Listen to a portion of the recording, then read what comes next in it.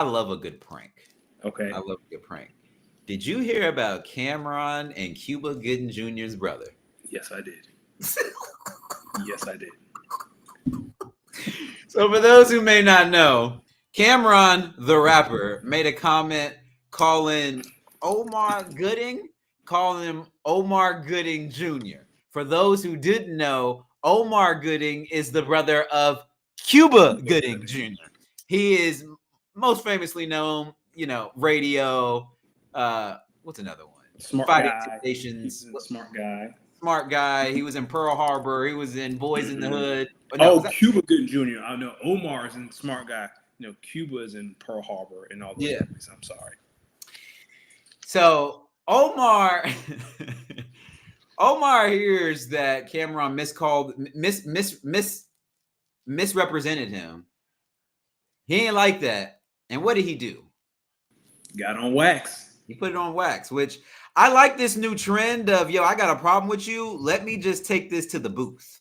I like this new trend. Which is what Thank, it used to be. That's what it thank you, used to be. thank you, Kendrick Lamar. You have brought us back to a place of where we need to be. So Omar Gooden drops two diss songs, two diss records.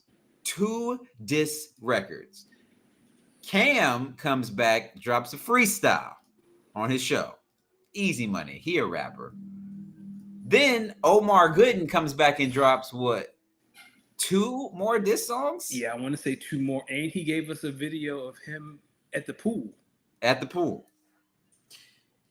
Cameron responds in a way that I had to kind of, and you know me and how I like to get back at people. I had to look at this one by Cameron and say, too fucking shay. So Cameron gets some money together, basically hires Omar Gooding for a fake movie role, brings him out to a warehouse, says he's gonna pay him like $7,000, but pays him like half. So he paid him like a little over 3,000.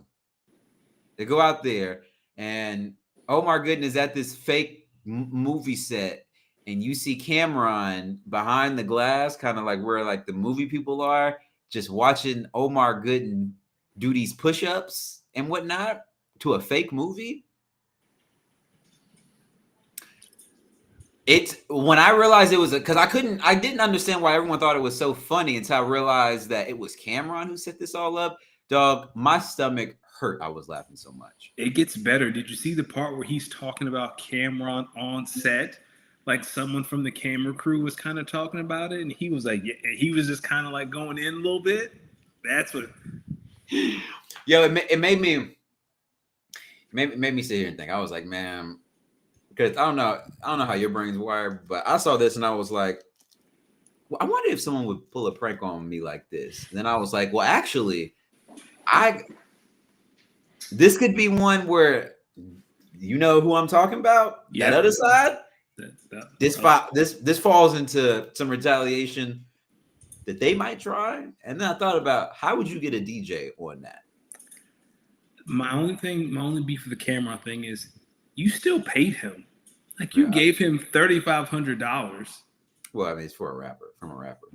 I know, but still, like he got enough joke. He got enough money sitting around that I'm not saying that he can't afford it, but you still paid the ops money. Like I don't know how much. Sure, play a prank on me if you're gonna give me 35. But I don't. But here's the thing, though. I don't think it's about the money. That's more humiliating than money. I want to. I'm gonna be like, yo, imagine if the other side tried to give me back, they hired me for a fake event to DJ at, and I show up there and there's nobody there. But they gave you money though. They gave you say your fee was $1,000 and they gave you $500. Joke's on you. You gave me $500 for nothing. Like I can go home now. See, and I ain't gonna say too much, but it would be hard. I think it'd be really hard to get a DJ with that. I think it'd be really hard. Yeah, because you got to make like flyers and stuff. Like you gotta promote the event with the DJ. So that'd be really hard to do. Unless it was like a last minute thing. You know what I'm saying? Like if a stranger was like, "Oh, I have something. My DJ canceled. It's tonight. Can you pull through?" See, and here is how and why that don't work. Because I've gotten gigs as recently as 2 weekends ago on some last minute type stuff. The only Right. people who hit you up last minute for a DJ gig are people you've already DJ'd for that really trust you and are in a bind. No, I'm saying, like, what if someone? But it would have to be someone. So in order for me to, for example, when Buddy hit me up a few Saturdays ago, basically saying, "Yo, can you DJ at this spot tonight at 10:30?" And it was 8:50. I DJ'd at his establishments across the city. I've been doing that now for like a little bit now. So when he called me, he knew my sound. He knew he can count on me if he needed to because I've done it before, and he knows I'm good. So you're saying you wouldn't do it with a stranger? It would have to be with someone that you knew was legit. Gotcha. So then that's the route if you want to do it like I'm in a bind. Let's do the flip of that, where it's like let's say you try to get a DJ with that same trick, but it's time's out. So now you think you got time to really plan this out. All right. As a DJ, there's only a couple of event types that you would need a DJ for that would need time. One would need to be like a party with other DJs on it. Right? So in order to get this, in order for this whatchamacallit to happen, you would have to, one, know other local DJs, and two, you would have to get them in on this too. Imagine getting other grown DJs in on this, maybe like a few that might know me and might hit me back. Because you have to get them in on it, or else you just be paying them. Or at that point, you got to throw a real event if it's not a prank. The other way to do it is say it's a times away, but it's like a private event, birthday party, graduation, house party, wedding. Oh, now this fee is gonna. Now you're talking about, it kind of goes back to like the short notice thing. If someone hit me up recently about DJing their wedding, but I have known them for a minute and they're a coworker of mine. You see what I'm saying? And he knows me, see me DJ, and he was like, "But think about it. Like, you don't have to say yes today. You don't have to say yes this week. Just think about it. I don't know if you do DJ weddings before. You see the difference? I got you. You're not getting a DJ with that. No, you're not getting a DJ with that. I think you can get a dumb DJ with that. Isn't there a sucker born every day? I was about to say, you can definitely find the mark. What was you getting ready to say? I feel like you had something to say. The president found 70 million marks. Oh, tell you how today at work, a child tried to shoulder check me twice. I'm not following. So where I work. How do children even get in the position to shoulder check grown adults? So we went to help out today, and there was this child who was walking, like we were in a cafeteria, we were volunteering, and this little sixth grader, like at first he walks like real close to me, and then like at the last second, like I kind of sidestepped to let him through. And then like 10 minutes later, he is walking in the, like, when someone trying to shoulder check you, like, you know what I mean? Like he walking just a little too close, like we're at the perfect angle. And I moved again. And like this time I stared at that little motherfucker. Like, if you shoulder check me, I'm going to knock you to the floor. So he didn't try it again. And then at the end, when they were dismissing lunch, one of the administrators was telling the students, like, "Hey, your teacher's down there. He is going to wave at you." And he was like, "I wish a grown-ass man would wave to me." I almost said, "Little nigga, shut up. You're not going to do nothing but go to class. Shut up. This looks like this is your third time in sixth grade. You need to be worried about school." Wait, is it really? He was the biggest one in the cafeteria. Some days I think back at my time when I was in like my primary years of schooling, in middle school, because those help inform you as an adult. And when I think of me as an adult and some of the things people say about me, a lot of people say two things.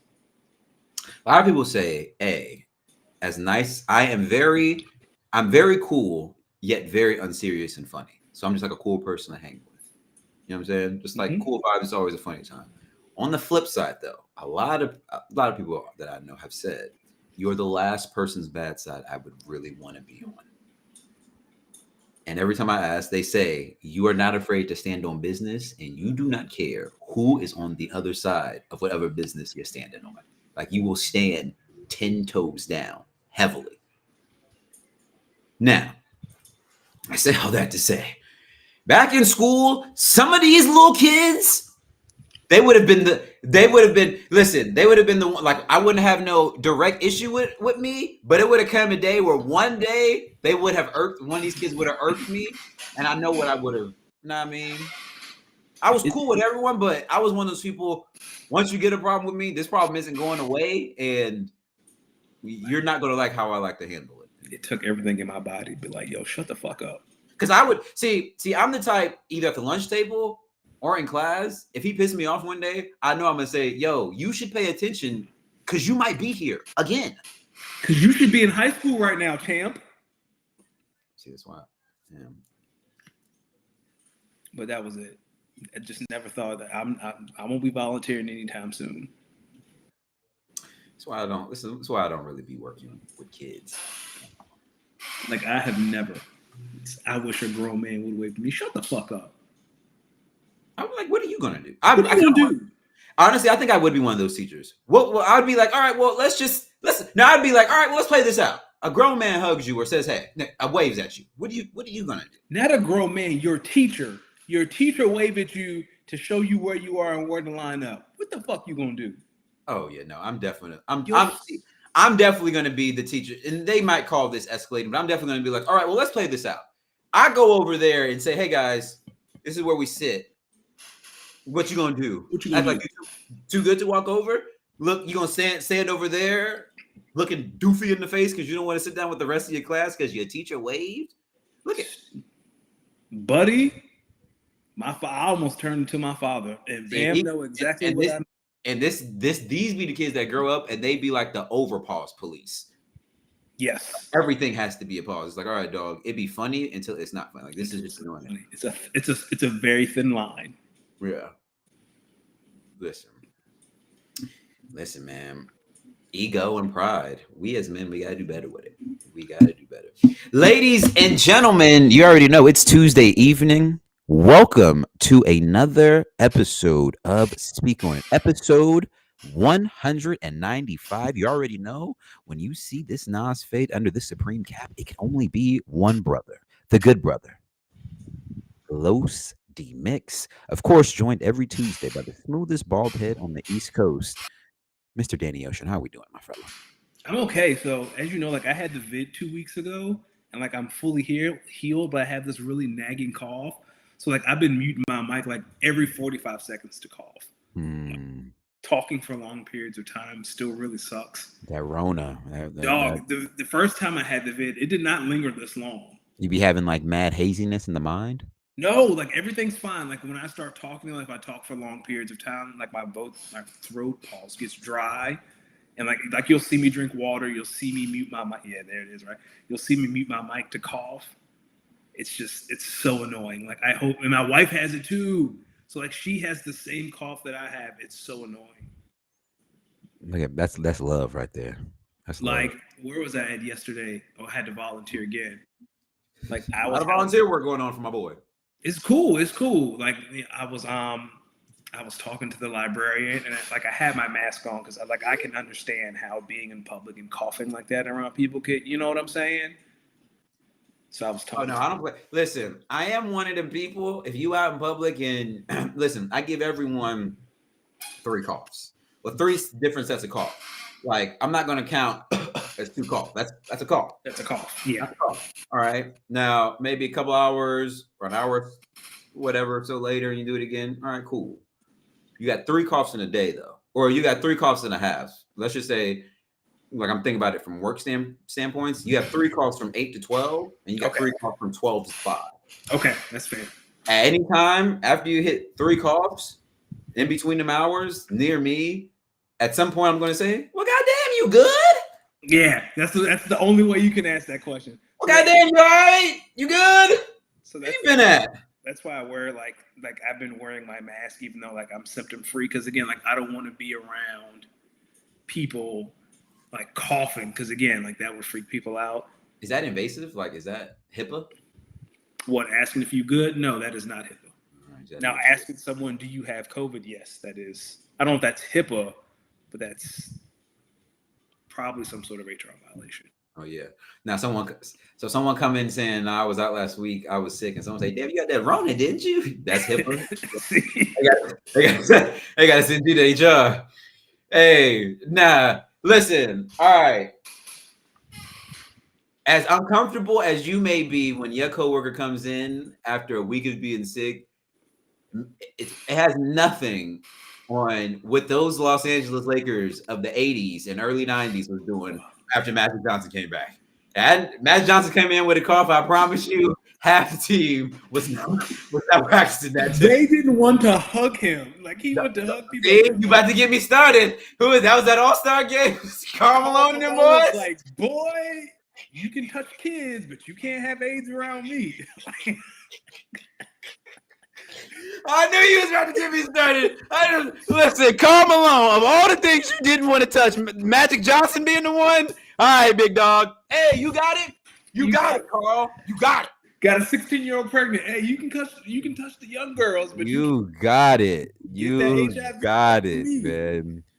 I want to. Hey, listen. Y'all did the documentary on The Last Dance. Let's do the documentary of what that locker room was like during that All-Star game. I know they gave Magic Johnson a locker corner. Like Isaiah Thomas had to like hug him at mid-court to be like, "Hey guys, it's okay."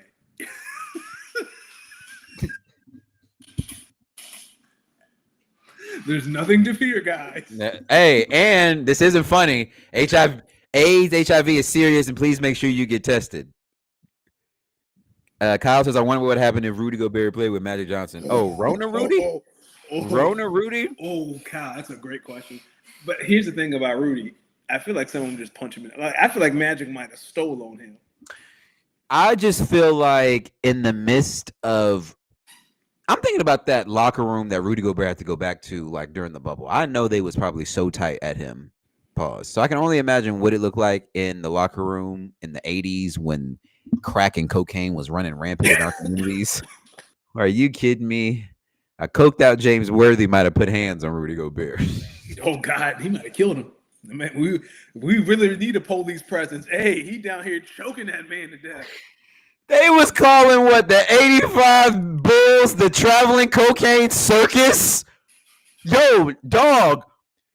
The NBA, listen, I cannot wait like when the NBA hits 100 years to watch the documentary of the evolution of the NBA over. They called a professional franchise team the traveling cocaine circus. Do you know what that really what they was really saying? They was moving weight? Nah. I mean, every city that they went to, it was a party, and they knew when the Bulls is in town to play, we with them. You want to be with them. That's why they were so bad. Then here come Mike coming in here, crazy as hell. That's why he was the way he was. I fully believe Mike saw some things that rookie year that made him say, "Nah, we ain't doing this." I ain't doing 100%. Mike, and that's probably what made him into the teammate that he was. Because imagine you come in and you get drafted to a team that's like a reputable organization. I don't think Mike is that type of teammate. I think we have I think we hear a whole new narrative around Mike. Dog, I'm so glad Mike didn't get on that book of sugar. And if he did, he knew how to play through it. If he did, it might have gave him. Listen, all I'm saying is, if he did, it would make sense how he made it from the free throw line to the basket. Fair enough. You know what I'm saying? Like, it would make sense why the tongue was always out. Let's talk about the NFL. That's a crazy line. Before we talk about the NFL, I want to make a PSA announcement, ladies and gentlemen. As you all know, I am the commissioner of a few fantasy football leagues, Dynasty and Redraft. We got some open availability in both of them. The Redraft League is a 10-team PPR league. Real fun, real good. It is. Okay. It has a unique set of rules, and it does allow for everyone to get some money. Welcome BAM into this league. It is run through ESPN. If you are interested, please send Los D Mix Twitter or Instagram DM. On the flip side, the other one is a league I'm very excited about, not only because I won the inaugural season, but because I think this league has a lot of competitiveness. BAM is in this league. It is a 12-team tight end premium dynasty league. We have 4 open teams. Damn.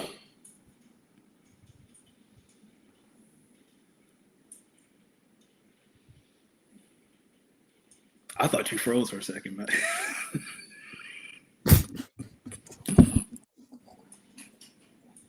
That's the Kevin Hart meme in real time. God damn. 10 teams and 4 of them left. That's the league. Oh shit! I was just waiting on the. I'm sorry. That was my bad. Holy shit! You know what? I keep getting hit up by people in each league. They're like, "Yo, you think we're gonna get these spots filled up?" And I keep replying to everyone, "We should have no problem getting you will spots filled between 2 leagues." Dog, the redraft league is so much fun. Like the group chat is probably gonna start. We're gonna draft, and when the money's due. Bam, please say whatever you got to say. Well, I can tell you, we can get the draft lottery and the draft. Well, we got the draft schedule. We can get the draft lottery on once we get the rest of the members into that league. Okay. For the Dynasty League, it's still a good league. Bam, we've got open spots. I don't really think we miss. I don't think we really miss much. I'm thinking about the Dynasty League. The problem is I spend too much money on fantasy football. Well, listen, there's also the third option where one of these leagues might fold, and I might migrate people. Hey, like I said, okay, yes, like if the redraft fold and we move to the Dynasty, yeah, because the dues are the same, right? It's 50. It's 12 people in that one. I think the people in that league would be just you. If you joined, you might be the other people. No, I'm saying the redraft is 50, right? Is the Dynasty League 52? No, the redraft league is 50. Dynasty League, I believe, is 80. Okay, so 130 if I did both. Yeah.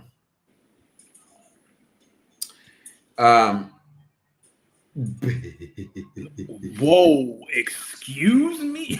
So he talking about Buddy. He talking about Buddy and them. That's why spots opened up because of Buddy and them. Okay, I'll leave it at that. So that's what he's talking about. We talked about Karl Malone. Yeah, he talking about Buddy. We can stop it at there. So if you guys know anyone who would be willing to join either league, holler. I bet you Shits and Grins would join that Dynasty League. He is an addict. Tell him to holler at me. Tell him we got the thing is I'm letting people pick the what rosters they want to Like one dude hit me up. He was my friend hit me up and he was like, "Yo, I have a friend who loves Lamar Jackson. Do one of those teams has Lamar Jackson?" Then I went and looked. I was like, "Oh yeah, the dude who had the number 1 overall pick, he actually has Lamar Jackson." So if Buddy wanted him, he'd get Lamar and Genty.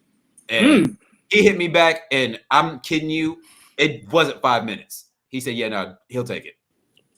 Damn, someone loved the Ravens more than Bam in the league. That's crazy. Yeah, he did. That was a selling point. My man was like, the dude is a big Ravens fan, so I feel like if it's the team with Lamar, he could have it. And I was like, that's a nasty combo, especially after the way Genty performed last week. Yeah, so I can read you. Let me read you the open rosters or the starting lineups for these open rosters. Okay. So this one plays the reigning champs week 1. I don't know if you know who that is. Their starting lineup: Jared Goff, Kyron Williams, James Cook, Michael Pittman Jr., Jordan Addison, Jake Ferguson, Jerry Jeudy, Juwan Jennings, Jaden Reed, Tua Tagovailoa. Who the fuck drafted that team? That's their starting lineup. Here's another one: Drake May, James Conner, Aaron Jones, Brian Thomas Jr., Travis Hunter, Evan Ingram, Stephon Diggs, Tet McMillan, Ricky Pearsall, Cam Ward. Definitely a rebuild. They went all in on this year. And let's see the next one. CJ Stroud, Isaiah Pacheco, Omarion Hampton, Puka Nacua, Nico Collins, Sam Laporta, Xavier Worthy, Jonnu Smith, Javonte Williams, Baker Mayfield. Not bad. This is a super flex league, right? It is a super flex tight end premium league. Okay. This one: Jordan Love, Kenneth Walker, Alvin Kamara, Zay Flowers, Devontae Smith, TJ Warren, Cooper Kupp, Travis Kelce, Darnell Mooney, Caleb Williams. Oh, that's a win now team. That's not going to win now. Yep. That team with CJ Stroud is interesting. Brother, I believe this one barely missed the playoffs. Yeah, Actually, this one might have made the playoffs and lost first round. So, if anyone is listen, I'm the way I'm letting it go right now, up until the first three people who want the three best teams that's left, I'm gonna let you choose which roster you want. The last person, I'm thinking about just telling them this is it. No, the last person that joins, I'm probably going to tell them they don't have to pay the dues since they'll probably be taking on that first team. Oh, that's enticing. So, if any of those interest you, my friend, you let me know. I'm gonna be honest with you. I think that Dynasty League will fill up fast. It's the redraft league I don't think is going to fill up fast. Yeah, because how many slots we got? 3? 3, yeah. Yeah, that's gonna be hard. But I'll see if I can. 4 Dynasty League spots. The Dynasty League's gonna be fine. I'm not worried about your Dynasty League. Well, listen, it might fold. Let's see who's in that one. Let's see who's in that one. Just so we can see. I feel like where's that whatchamacallit? While you do that, did you see the preview for Dave Blunt's dissing 50 Cent? Did you see that? Excuse me? So I was on Twitter today, and apparently Dave Blunt has made a diss song for Curtis Jackson. And he recreated the In the Club when he's upside down. Young Blood, he not the one. Curtis not the one. Why would listen? I don't know the origin. I just saw the clip, and Mr. Blunt, sir, 50 the kind of guy who would hear that Dave Blunt is getting the stomach staple surgery, and he show up in the OR.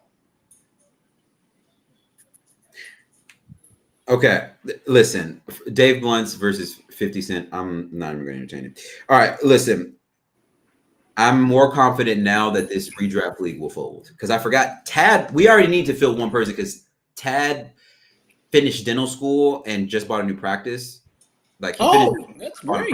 And so he was like, dude, I don't know if I have the time to even do like half of my fantasy football leagues. I'll probably only be able to do one. And I was like, honestly, I fully understand. Oh, bitch boy left. He took his couple friends with him. So now what? That's 4? Yeah. All right. I can do a little recruiting. No. This is what I'm saying. I'm saying Jordan's in this. Jordan Long is in this dynasty league. Okay. Is Greg in it? I can't be in a league without Greg. I can.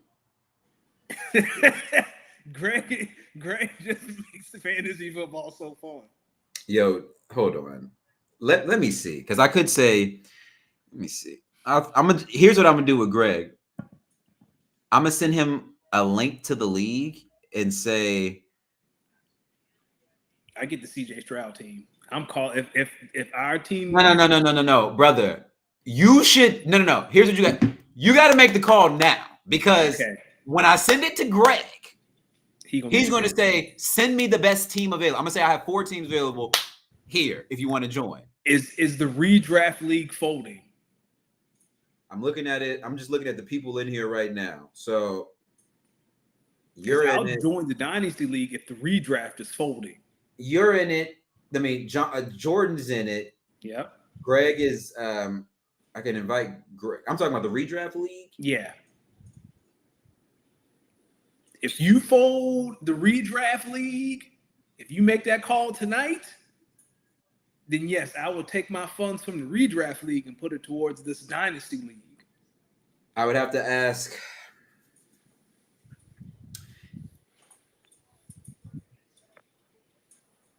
I'm gonna ask Greg. Well, I'm gonna just send Greg the league to the league link to the league and say, how do you? Because I don't want to send him that CJ Stroud team. Well, that's what he gonna ask. Greg will be like, "Well, send me the rosters." I'm gonna just say my 12 team tight end premium dynasty league has 4 orphans. He gonna say our redraft league might end up folding. I'm gonna say my redraft league might end up folding. Consider taking one of my orphan teams. Because I need to be in the league where I get to see Greg's ridiculous trade request. That's half the fun.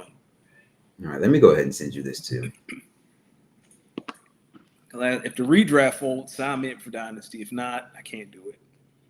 Well, I'm going to just send the link to... What about your cousin? Can you ask your cousin? Oh, yeah, I can ask him. Hold on. Y'all, I promise we're going to talk about some other sports, but this is too important. Speaking of which, since we're talking about football and you're sending this to your cousin, we have preseason week 2. Run through a few highlights.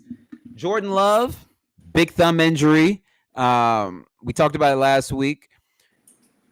And from there, a lot more Packers seem to have gotten injured. I mean, if you're a Packers fan, you've been following our training camp and just staying up to date with our list of injuries, man, it has me worried about week 1, but I know we got some time.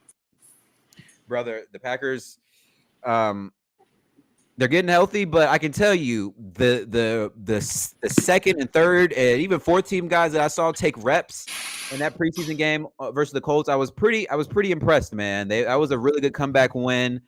The Packers showed a lot of fight, albeit in a preseason game, but they showed a lot of fight. I believe they were down like 13 or 16-0 and came back and won that game. So, listen, I think it's not Jordan Morgan. It's like DeAnthony. Kyle, help me out. Like DeAnthony Melton or DeAndre Melton or something like that. He had a rough day, man. He had like 5 or 6 penalties alone, false starts, shit like that. It was rough. But all in all, guys, like I think I did see enough from Belton that like he can play. I think with some development in a few years, going to be really good. Want to shout out to Jordan Morgan, who's given a hell of a fight for that starting left tackle role. I think it's Marshawn Lloyd, our running back. We've been trying to get healthy for the last couple of years. He got nicked up. I mean, it's just, listen, we're going to need a lot of these younger second, third, fourth year guys. We're looking for a lot of these guys to take that next step. And I'm just hoping that a lot of these guys, especially guys like Marshawn Lloyd, actually get the opportunity to really showcase it, health wise on the field. It just feels like, for as good of a team that the Packers should be, just feels like we're already we're in a place where we might start out the gate a little slow. And we've seen it with teams like Cincinnati. You don't want to be playing from behind, No. to begin the season. So that'd be one of the biggest things that I had to say about the Packers preseason game. What are your thoughts about the Eagles versus the Browns? Same thing, right? Eagles, a lot of injuries today. Rookie safety Andrew Makuba limped off with a hamstring. Leonard Dickinson had to have meniscus surgery. He's supposed to be ready week 1. A.J. Brown's hamstring is giving him issues. Johnny Wilson got rolled up today at practice and had to take some time off. Jordan Mailata has a concussion. Devontae Smith is nicked up. Like right now, it's just get to week 1 healthy. Like I'm a little concerned that all these players are hurt or nicked up or banged up. Again, like I think Hal said, it's a war of attrition. Yeah, man. Just get it to the preseason game was as DTR. Enjoy your time at Target because you lost that QB3 job. I was impressed by Makuba. He had a pick 6 and he had a fumble recovery. Problem is, and this is when he was drafted from Texas, he's too little. Like he's too little for safety. He's really small. Again, I think he hurt his shoulder today. That's kind of been an issue. Like he's been banged up all training camp, but when he's out there, he looks great. So we'll see. Again, it's just trying to get to week 1, and I hope AJ's okay. Wait, was Tanner cooking? Tanner didn't play. So Tanner, it was DTR and Kyle McCord. Okay. So, like, I know the Eagles lost. They were outgained extensively by the Browns offense. The Browns kind of beat their ass last week, from what I understand, in joint practices. Like, Jalen just looked okay. Like, I'm not. Again, AJ's hurt. Mailata's banged up. Lane Johnson. It's funny that you mentioned that because that would make sense if you think about the strength of the Browns team. It has nothing to do with their offense, very much on their defense. So It does not surprise me that in a joint practice, they was probably. Apparently Myles Garrett blew up every single play. Like Myles, Myles lined up on like some backups and it was just like sad. Yeah. So let me ask you something. And I tweeted this not long ago. You may have talked about this prior. I really think NFL teams value these joint practices more than those preseason. They do. I know Nick Sirianni does. Nick Sirianni has said multiple times, like, he will take a joint practice more seriously than not more seriously, but he'll learn more during the joint practice than preseason. Because that's probably when you're really trying stuff. Yeah. So apparently the Browns are running trick plays in joint practice, which is a very Browns thing to do. But I am a firm believer that joint practices are more important than preseason games. Ben King brings up a funny point. I saw somewhere someone had like this graphic that said over under Josh Jacobs rush yards, and the line was like 1,050. And I looked at the quotes, and it was like 50 people quoted it and was just like, hammer the fucking over. Let everyone know. Really? Hammer the over for Josh Jacobs at 1,500 yards. I would take the over. No, it was 1,050. That's and it. It was just like one of those like FanDuel sort of farming for interactions. But I was like, yeah, no, I would. Josh Jacobs had a little over maybe 1,400 last year. Yeah. Oh, I didn't. Maybe we should do like because we're off next week, the week after at the NFC East. Maybe we should have like some bets for us to make.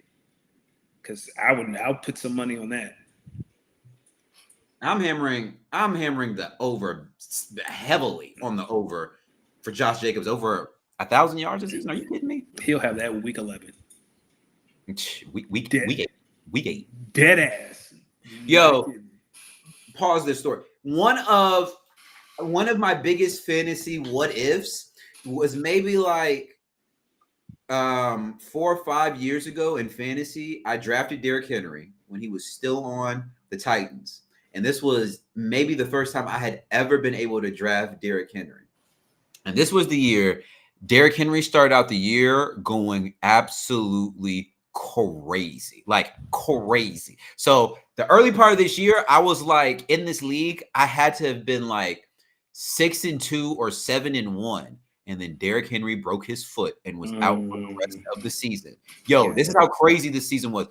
He was out fairly early in that season and was still a top 10 rusher that year in the league. Insane. I still think back to that season like, yo, dog, if he would have kept going, I might have won it all off the back of this dude being That unstoppable. good. Prime Derrick Henry. Last year, I made the playoffs in one league because I had who are my top 2 players? Saquon and Josh Allen. I look back, I don't know how I drafted that team. Saquon and Josh Allen. I was giving people hell week after week and missed the playoffs because I forgot who I forgot to start. It was one of those. If I would have started someone else, I'm angry. Is that going to be Ashton Jitsi this year? Did you see that? Oh, that run? that's when I was like, all right, this might be a grown man running the football right here.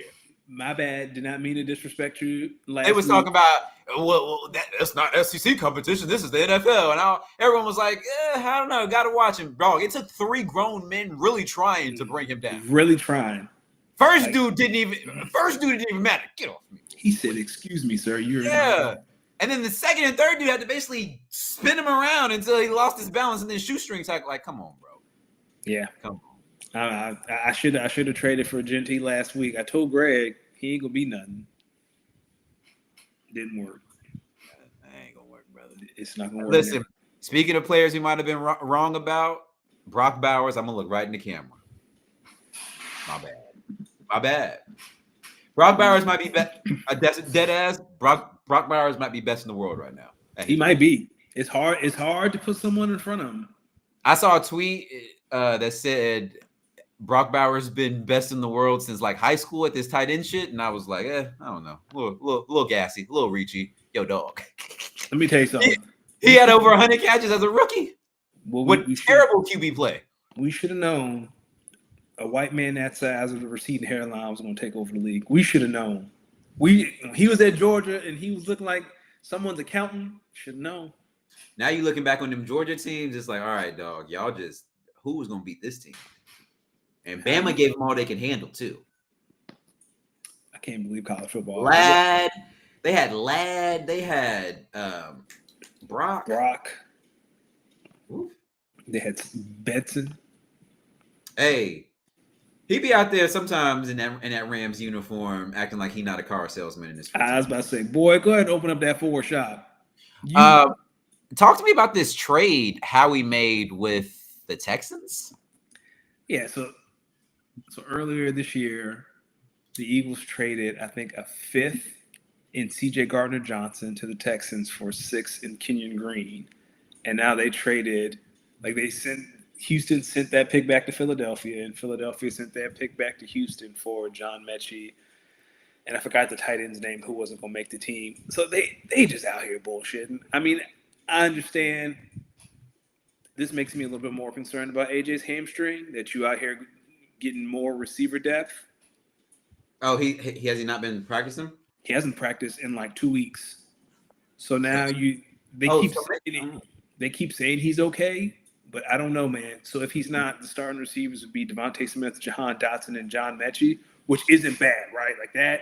And you got Johnny Wilson, who's your big receiver, your AJ Brown type for the Red zone. Brother. That's bad. It's not as bad as Devontae Smith. They're gonna double up on Devontae.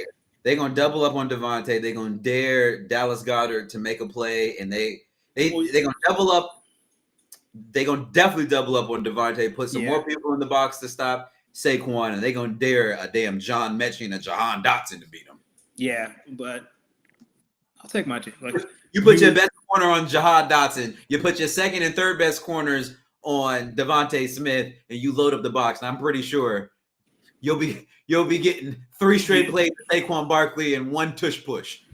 That's all we need, baby. But I'm not mad at the receiver depth. I'm just worried about AJ. Are you worried about Shador?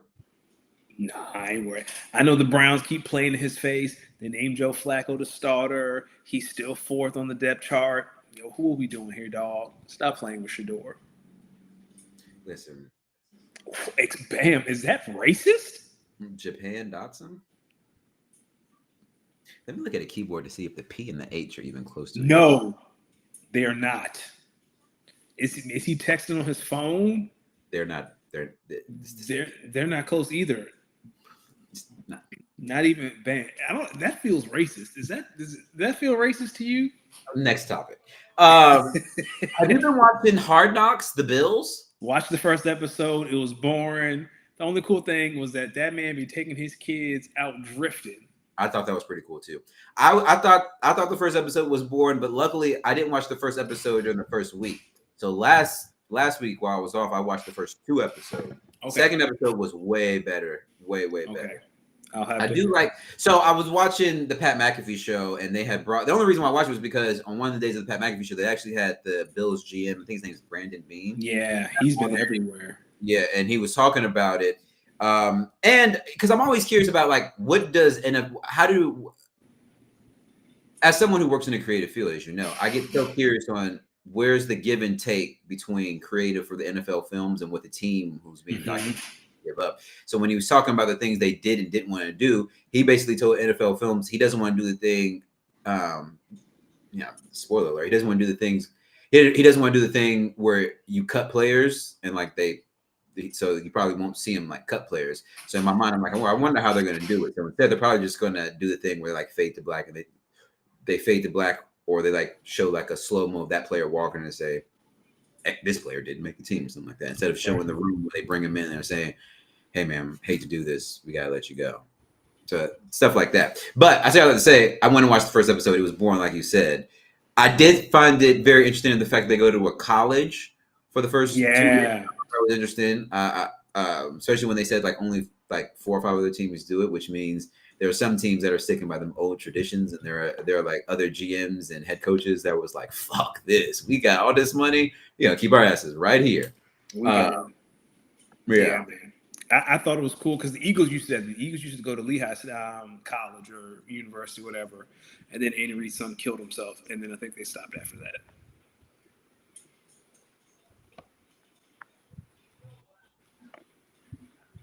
I'm pretty sure after that happened, they didn't go back. Maybe one more year after that. It happened at Lehigh? I'm pretty sure it happened at Lehigh. Like, I think either he unalived himself or they found him dead at Lehigh. But I think he unalived himself. Prayers to Andy Reid.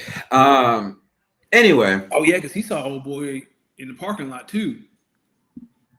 He didn't do it, though, did he? I thought he did in the parking lot, right? Like Andy saw him in the parking lot. We can move on. We can move on.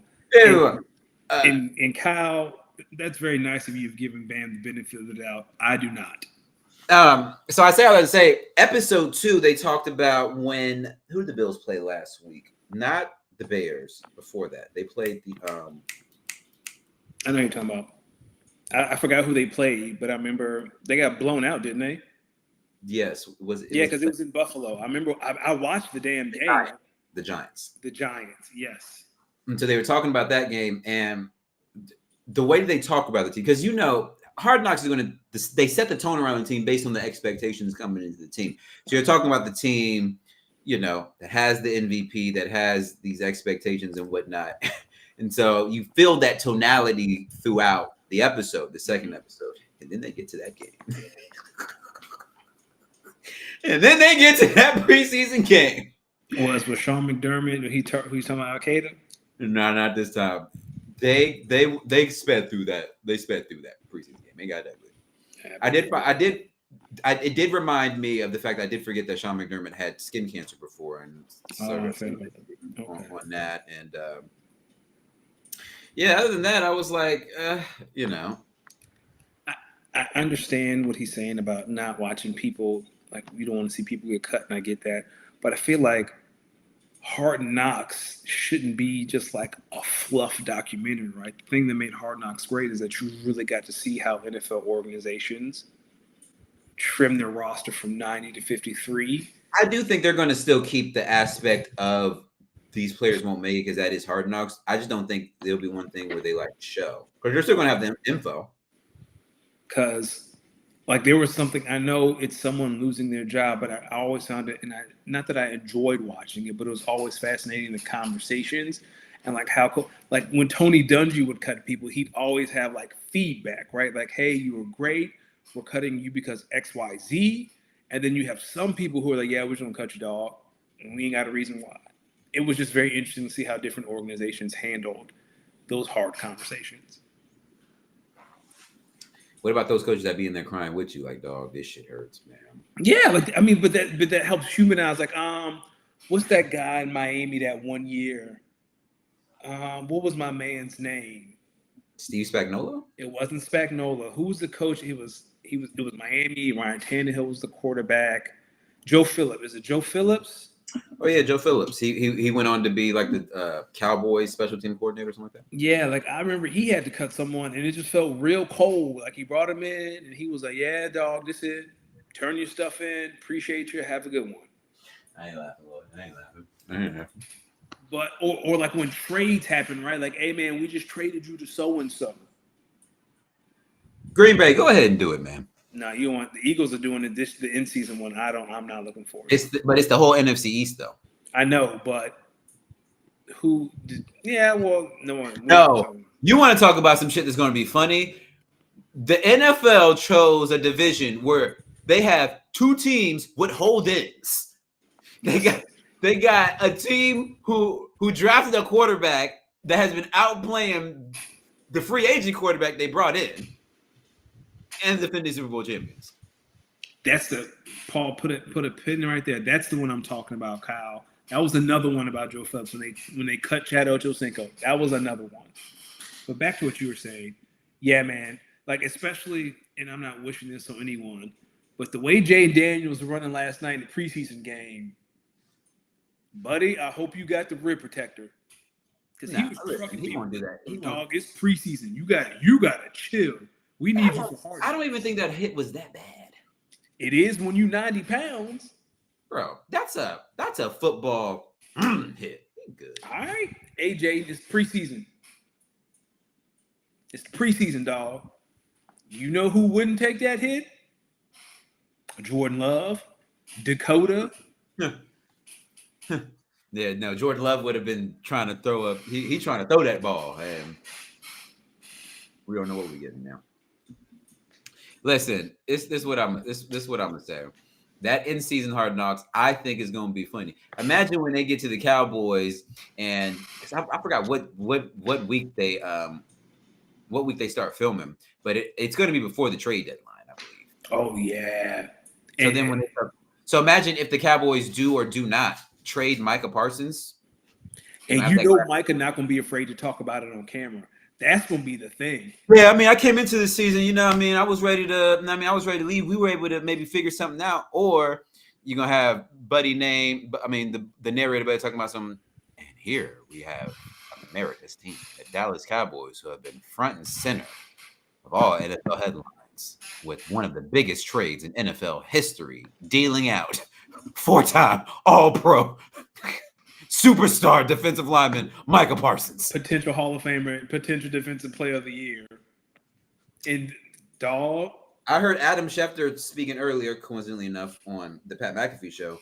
He was saying this situation between Micah and the Cowboys. He was like, obviously, he wouldn't be surprised if they figured it out, and they got a deal done. But he was like, as of today, he feels like there is a nasty divorce coming.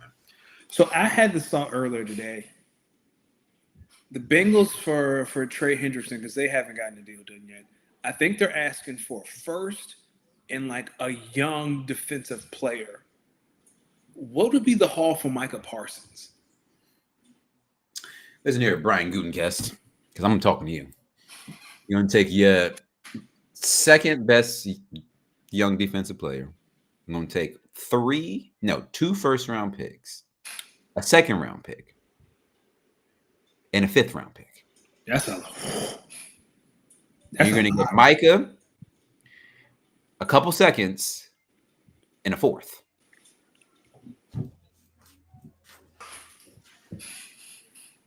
Like, if that's what they're asking for Trey Hendrickson, what are you going to ask for Micah? Yo, I found out Trey Hendrickson, he said he's not playing for $17 million. And I started really thinking about that. And I believe him. Like, I started thinking about that, and I was like, yeah, no, at that position, that production, I ain't showing up at this salary either when I look at my contemporaries. Now, I did see someone say the Bengals had one of the worst defenses when he was on the field, so does it really he's off the field? And I was like, I hear you, but But it ain't getting better with him off the field. but he led the league in sacks for a reason. Yo, no, I knew they needed to go ahead and hurry up and pay him because I was watching massive gaps in a preseason game last night. Are you kidding me? Are you kidding me? Like, I know it's not all starters and whatnot, but yo, the running backs for the Washington Commanders were so good that they are probably going to move forward with trading Brian Robinson Jr. Insane. I don't know why though, because Austin Eckler's old. Well, they got And that, but the backs they were running in the preseason game were their young backs that they really like and have been performing well in camp. That's what started the whole Brian Robinson Jr. trade rumors because he's entering the last year of his deal, and they're probably like, "We ain't paying you, boy." Did you see the video of the guy who took Brian Robinson Jr.? Apparently, this happened last year. He meant to put Bijan on the board, and he put Brian Robinson on the board, 1 overall, and everyone laughed at him and made him stick to it. They never. You didn't look at the team. I just think he saw red and B and thought it meant Bijan and put on the board 101. And they were like, nope, you got to take him. And he's like, nah, I'm in Bijan. Are you mad at your league if they let you do that? I feel like the Dynasty League we're in is a little bit more forgiving. Like, if that happened and I went in the chat and said, hey, guys, I meant to draft Bijan and that Brian Robinson, can we reverse that? I feel like most of the people in our Dynasty League were like, fine. I would do it in a redraft league. In a redraft, would you do it in a Dynasty League? But you have to have 101 overall. Okay. I would in a redraft league, the only person I'm letting repick their pick is 101. That's fair. I just And thought I'm that was gonna fair. assume that you fat fingered it. I mean, I do have fat finger. So Anthony Richardson. Mm.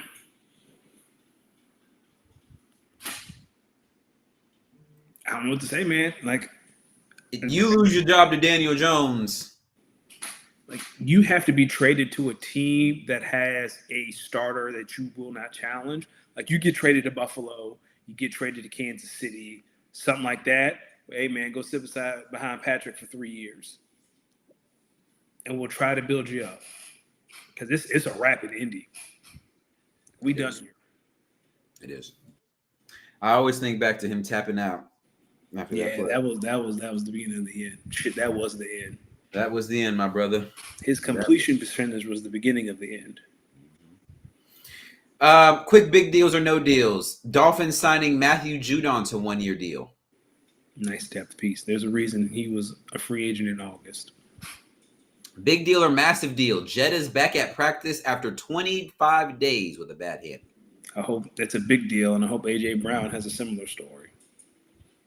Big deal or no deal. Isaiah Bond signed with the Browns and Quinshon Judkins cleared of any criminal charges. Cleveland, if you have had any kind of shady history or any brush-ups with the law, don't worry. You have a home in Cleveland. Big deal or no deal. Teammates Cam Ward and Jeff Simmons got caught in a scrap in training camp on Monday. Is this a big deal that the number 1 overall pick is not afraid to throw them hands? Massive deal. Like, you know what I mean? Your quarterback is going after your Pro Bowl, borderline all-pro defensive tackles. Like, yo, let's go. Now what I'm talking about. Yeah, now I'm ready to fight. Lineman had to come in and be like, nah, we're not doing that now with the quarterback. Not with the quarterback. Yo, that was the other thing I noticed from watching. I was either the first or second episode of Hard Knocks. Even in practice, them offensive guys, they don't be liking that shit. After the whistle, or if it's like he going out of bounds and you give him that. I don't like that.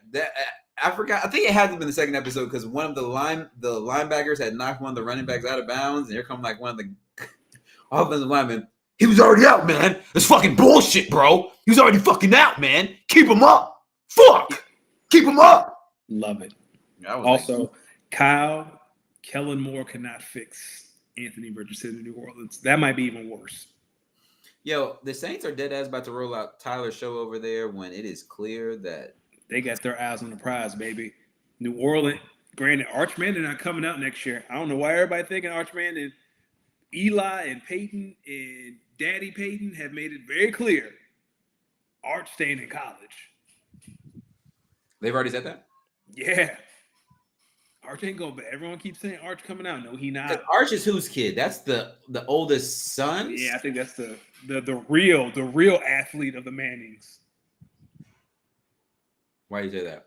Oh, he was a receiver. Oh, the oldest brother. Okay. yeah. Go. Yeah, I was about to say, go read it. He the real athlete in the family. There's always one. It's a shame that he didn't get that Hall of Fame career like his brothers did. But his brother, because Eli's not a Hall of Famer. Well, he will be. He will be, but he should not be. He won 2 Super Bowls and beat Tom Brady. His winning percentage is literally 500. Listen, he was never an All-Pro, never received the MVP vote. Nah, dog. He does not have a Hall of Fame resume. He is not a Hall of. You don't beat Tom Brady twice and get in the Hall of Fame. No, sir. but you don't beat Tom Brady twice in the biggest game and not get remembered for it. And the only playoff games he ever won in his career were those 2 years he won the Super Bowl. Every other year, I think they lost in the first round or the first game. He not a Hall of Fame.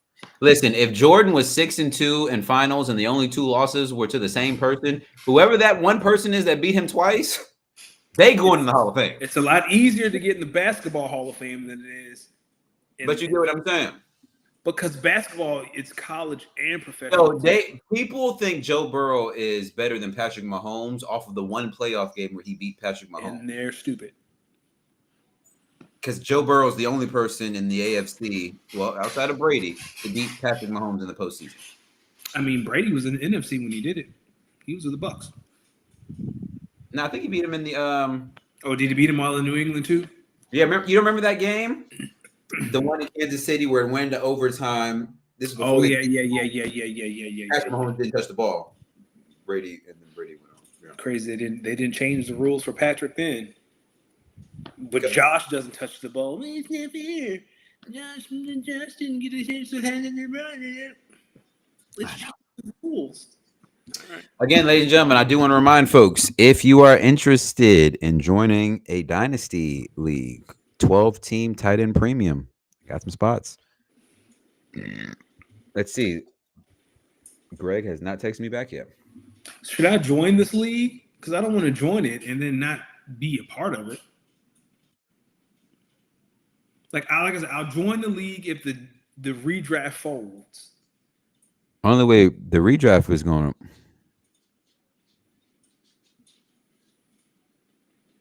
Because I can't commit to both.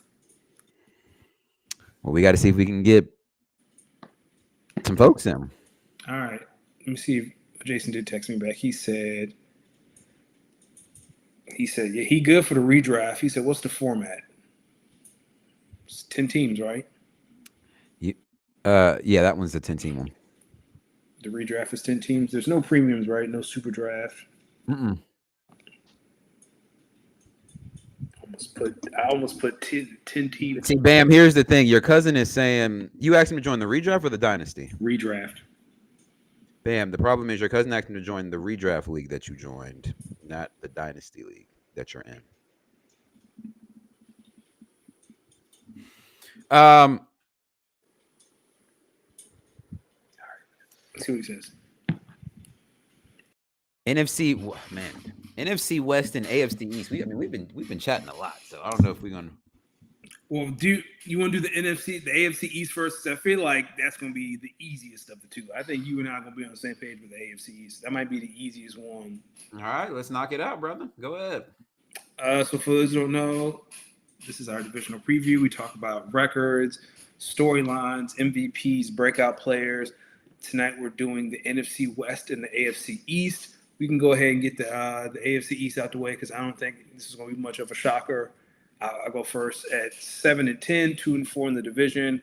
I got the Jets, 8-9, 3-3. I got the Dolphins, 9-8, 3-3 in the division. I got the Patriots, and then at 13-4 and 4-2 in the 1 seed in the AFC, I got the Bills.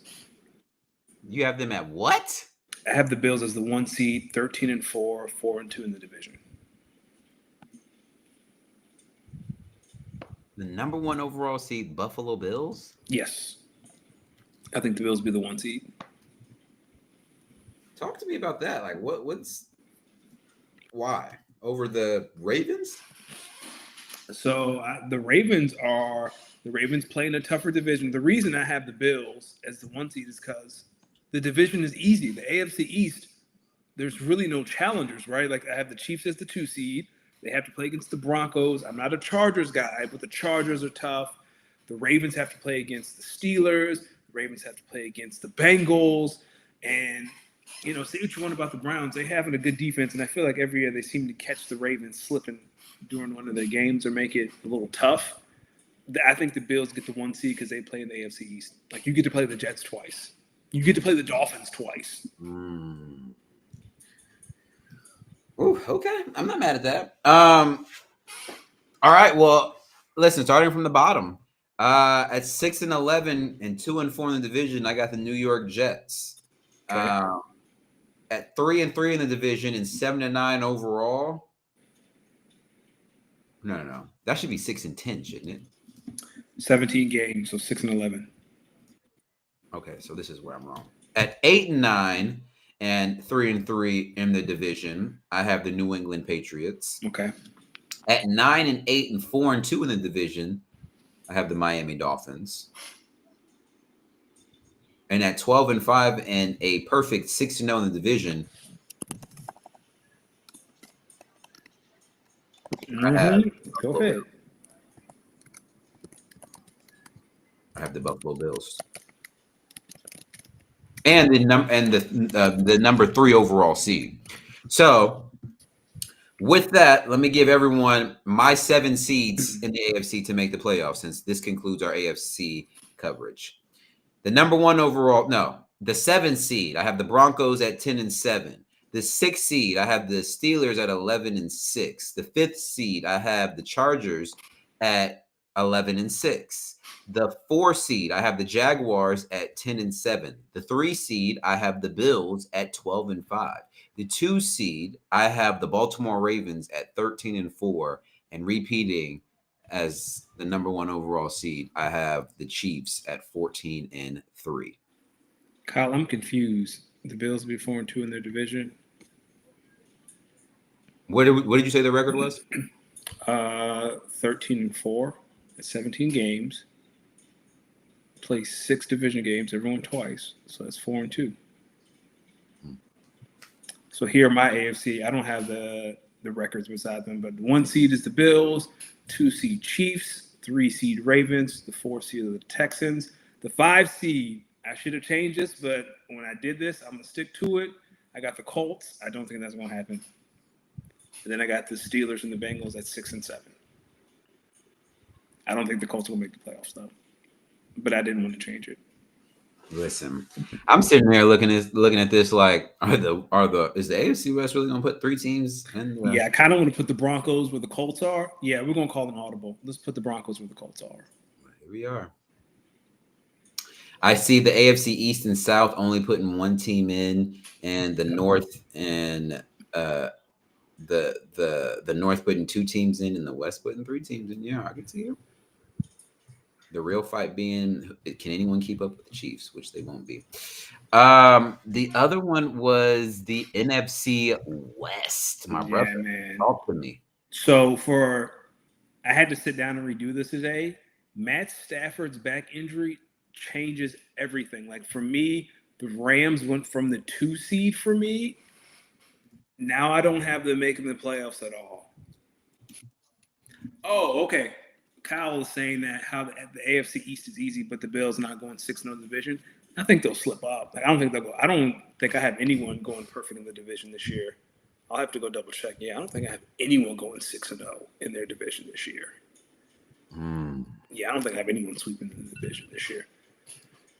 But back to the NFC West. Why's my phone going off? 6-11, 1-5 in the division. The Arizona Cardinals. I just don't see it. I just don't see it, man. I don't see it. Also, it's funny because the four teams have the same record. It's the divisional record that separates them. 6-11, 3-3. I have the Seahawks. You fell for the Sam Darnold sweepstakes. Now you're gonna get the real Sam Darnold. I think Kenneth Walker can't stay healthy. Like JSN is great, but DK Metcalf is now gone. Like, I just think maybe we're too Seattle at 10-7. 4-2 in the division. I still have the Rams, but Matt, like this back injury, like when Sean McVay is saying we're trying new stuff to try to, fix his back, it means that he's not responding to the traditional stuff. And in my experience, back problems don't get better the more you get hit. So He's gonna be out there. He's gonna be out there on them drugs. I feel like you need to call Atlanta right now. Like, what do you want for Kurt? No. Yes. Because if Matt Stafford has to miss any significant amount of time, you want Jimmy G out there. What Devontae Adams say doing a receiver documentary on Netflix? Do you remember what he said when he was with the Ravens? He said he'd throw on hospital balls. Get me the fuck out of here. Guess what, buddy? He might be throwing you hospital balls again. He might be back. And then at 10-7, also 4-2 in the division, but they will have the tiebreaker against the Rams. I have the 49ers, and they are my 4 seed. I'm already making a change to my NFC because I'm looking at them. I don't have 2 teams from the NFC South making it. I'm going to be honest with you. I don't think I do either. I don't. No, I have 2. I do have 2 teams from this. Because I do believe I have 2 teams from the NFC East making it. But let's talk about the NFC West here. So finishing 5-12 overall and 2-4 the division, I do have the Arizona Cardinals. You don't see it either. I don't see it, but if I'm wrong, I'm wrong. Finishing 3rd in their division with a record of 10-7, but barely missing the playoffs thanks to the Green Bay Packers. Well, no, not the Green Bay Packers because they're the 6th seed. But yeah, finishing 10-7, 3-3 overall, barely missing the playoffs. I have the Seattle Seahawks. Really? Okay. Finishing 4-2 in their division and 11-6 overall with the 5 seed, the San Francisco 49ers. Okay. And at 12-5, 12-5, finishing with a 4-2 divisional record and the 3 seed in the NFC, I have the Los Angeles Rams. Remember, at 12-5 with a 5-1 divisional record, I do have the Detroit Lions, and I'm not going to hold you. In a few weeks, I am going to have the defending Super Bowl champions as our number 1 overall seed. So, really, I don't have the Eagles as a 1 seed, but I appreciate it. For me, so you have no concern about Matt Stafford's back? I think they got elements around the team that can mitigate what they need to do. Okay. Well, Cal said he trusted Jimmy G more with Sean McVay than he did with the Raiders. Fair, but it's still Jimmy G. Jimmy G was with Kyle Shanahan. Yeah, but in a Sean McVay offense, boy, you're going to hand this football off, and you're going to throw this football right here to this man and right here to this man, and you're going to throw it over here on the screen, and you're going to do all right. Listen. This is interesting. So Kyle has Washington as his 1 seed, Detroit as his 2, San Francisco as his 3, Tampa Bay as the 4, the Eagles as the 5, Green Bay as 6, and 7 in Arizona. We can talk about this in 2 weeks when we talk about the NFC. Hey, look at me and Kyle having a lot of similar seeds. We're going to talk about this in 2 weeks. We have the same 2 seed, the same 4 seed, the same 6 seed. All right, Kyle, let me find out. Last year. Kyle, see, this is why I like. Me and Kyle kind of know what's really on the horizon for these Green Bay Packers. Yeah, but we'll talk about this in 2 weeks. I'm not going to go too deep in this. The Commanders won 3 games last year, like off of luck. And y'all luckily beat the Rams in the postseason. So, what are we talking about? Like the Hail Mary against the Bears, the old boy was taunting the crowd. Like that. Like there's a regression to this. And Jalen Carter mauled the man and stopped an easy touchdown. That is greatness. That is not luck. That is Jalen Carter's greatness. Listen. That is not a man. Great, you can't get greatness without a little bit of luck. Fouled. You need a little bit of luck for greatness, and it All right. sometimes be like that. They have the oldest roster in the NFL. Yo, would you believe that LeBron James is one of the greatest players ever? Yes. Now, do you believe that he got lucky a few times? The only thing lucky that happened in his life was that Ray Allen shot. That's the only luck LeBron The Ray Allen shot, brother. The shot against Orlando, the game went against Orlando, and that's it. Everything else is LeBron's greatness. Brother, do you remember the game winner against the fucking Wizards? That crazy one that still don't make no sense? Nah, that was greatness. The one against Toronto, the one-handed floater, that was another one. No, these are skilled shots, but there's a little bit of luck. That was the biggest fuck you I have ever seen. That was the biggest fuck you he's ever given us. Yo, you have to remember the faces on the Raptors, bro. They were just devastated. It was like, wow, we really gonna go down 3-0 to that bullshit? All right, bro. They knew that was the biggest fuck you we've ever gotten. Yeah. But the Commanders have the oldest roster in the NFL. All right. They don't have a fourth place schedule. Their run defense is still bad. But all right, man. Go ahead. They high on Amanda's. Go ahead. They don't want to pay their top receiver. He pissed off. Yeah, all right, man. They gonna get him paid pretty soon. All right, whatever. I kind of want to talk a little college football. Let's do it. First off, I want to give a congrats to Cam Newton. He getting that Auburn jersey retired. It made me think back to that 2010 or 2011 Auburn season. Oh boy. Listen, I go back and say Cam Newton at Auburn that 1 year has to be one of the greatest football seasons you would ever see with your own two eyes. Cam Newton was so good. He sent Chip Kelly to the NFL. Chip Kelly said, I have had enough at Oregon. I have reached my ceiling. I am out. He went to Philadelphia. Chip got that team all the way to the national championship and then had to see Cam fucking Newton. And he was like, you know what? I'm not doing this again. Like this hurts. Do you remember?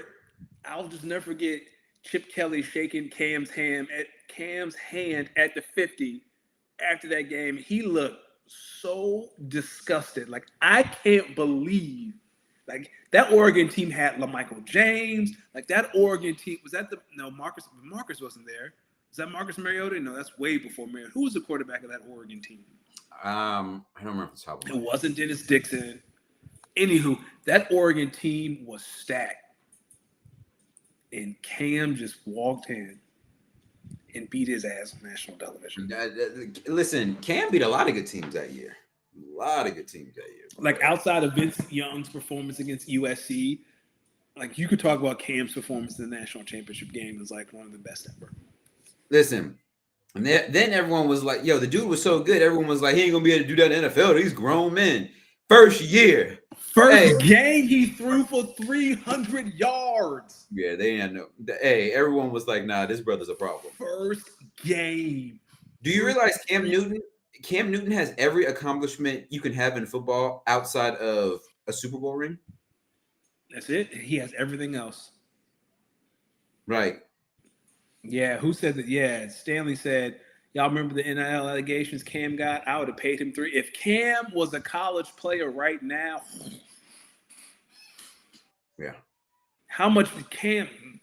Boy, the only thing he didn't win was a Super Bowl, and he still made it to one.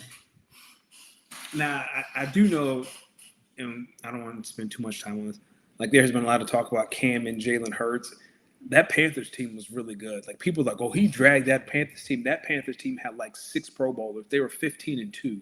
It was a good team, but it was nowhere near as good as the team that just won the Super Bowl last year. I think that's a fair assessment. I'm just saying the teams are closer than people. Yo, dog, we got it. Like, yeah, that Panthers team had some good defensive players, but who the hell on a team did they have that could resemble Jalen Carter? Hey, Luke Kuechly. Luke Kuechly is one of the best linebackers ever. All right, bro. We gonna sit here and disrespect Luke Kuechly is a Hall of Famer. Yo, but Luke Kuechly wasn't a man child. He wasn't this. The fuck he wasn't. All right. Nah, dog. We not gonna sit here and shit on Luke Kuechly. I'm not. I'm just saying that was their best defensive player. Y'all had multiple really good defensive players. I'm just saying that Panthers team was a lot better than people give it credit for. Yo, did Cam Newton was Cam Newton handing the ball up to Saquon Barkley though? No, he was Saquon Barkley. Exactly. I remember Stanley was the one who had to remind me of the running back. Man, Mike Tolbert was back there toting the rock. Come on, dog. Hey, man. That team was a lot better than people thought. My yeah, bad. like Luke. Like we not gonna sit here and disrespect Luke Kuechly. Now, Luke was nice. I'm just saying. Luke Kuechly's going to the Hall of Fame. Maybe not first ballot, but he's going to the Hall of Fame. Luke Kuechly was so good. He was so cool with just saying, you know what? I'm good, y'all. Can't keep getting these concussions. Dog, as soon as a white man who was a linebacker at Boston College said he wanted to go to the league, we should have known. We should have known. He was gonna be a dog. Let's do some pick'ems for the college season, since we have week 0 this week, and then we'll be off next week. But next week we got some week 1 games that are fire. So this week in Dublin, Ireland, Iowa State versus Kansas State. Who you got? Give me K-State. K-State. Yep. All right. I'm gonna go. You know what? I like Iowa State. Give me the Cyclones. Okay. Give me the Cyclones. You think the coach will be wearing his business casual on the sideline? Well, they're in Ireland, so he'll be rocking some green a little bit. All right. Listen, this one is probably the most interesting from a betting standpoint. Stanford is traveling to Hawaii, and Hawaii is 2.5-point favorites versus a Power 4 team. Come on, Danny. Tell me right now you are with Hawaii right now. The only reason they're favorites is because they have to travel, I'm assuming, but it's not that far of a trip from California to Hawaii. Stanford and Cal, I don't think they're going to be very good next year. Oh, give me Hawaii. I love Hawaii. I wanted to go to Hawaii. Did I tell you the story about me? Yeah. I wanted to go to USC and I wanted to go to Hawaii. And my mom said, she sat me down and showed me the tuition in both schools. And she said, son, I don't think you have a scholarship, do you? And I was like, I don't. She's like, I guess you're not going to USC or Hawaii. Oh, shit. Hey, she's like, I don't know where you going, but ain't going to be here for my dollar. You're not going to no USC and you're not going to Hawaii. Shout out to our black mothers, always keeping us on the right track. Boise State, number 25, traveling to Tampa to play South Florida. My only fear is the heat, because it's Florida Heat and Idaho Heat are two different things. But give me Boise. Boise always has a competitive team. Can't say the same from USF. I like upset alert here. Give me USF. What time is the game? Maybe I should ask that question. I think it's like a mid-afternoon game. Could be a night game. That's the thing, man. Or it could be a night game. If it's a night game, give me Boise State. If it's when the sun is out, USF has a better chance. I just think that heat, it's hard. It's hard. Game played at Arrowhead Stadium between Nebraska and Cincinnati. Big 10 versus Big 12. Give me Nebraska.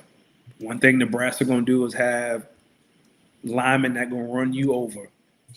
What's funny is a lot of people think Nebraska can make a run at a college football playoff berth. I'm not in that camp, but I do think Nebraska will win this game. Same. Auburn versus Baylor. Hugh Freeze, head coach at Auburn, said he's going to consider playing 3 quarterbacks. He don't have his guy yet. Well, that means Baylor's going to win. Listen, I don't care if you got your guy or not. In this conference, it just means more. If you got Auburn. 3 quarterbacks, you got none. Give me Auburn and watch how they're going to do it. Hugh Freeze going to be in the coach. Remember Hugh Freeze was in the press box in the hospital bed? Remember when Hugh Freeze was texting the hoes? He was texting those and putting a few on them. You know what I mean? He had to go to Liberty to rehash his image. Hey, he had to go to a Jesus school to let everyone know he is a man of God. I'm with it. Speaking of men of God, Colorado in their first post Shador Sanders season is hosting Georgia Tech, which I believe is actually going to be a fairly interesting game. Listen, Coach Prime, I'm gonna rock with you on this one. I don't think y'all are going to win this game, but I'm picking Colorado. Yeah, I feel like the things that Dion has been through this year is enough to energize that team for at least 1 week, especially. I like it. All right. Strangest top 3 matchup ever, and it's only because fucking Fox has the game that this isn't a night game. Big noon kickoff. Number 1 Ohio State versus number 1 Texas versus number 3 Ohio State. It's in the shoe. Talk to me. Do you think the defending national champions win this one? No, yes, I do think Ohio State wins. What's that kid's name, the receiver at Ohio State? Jeremiah Smith. Say less.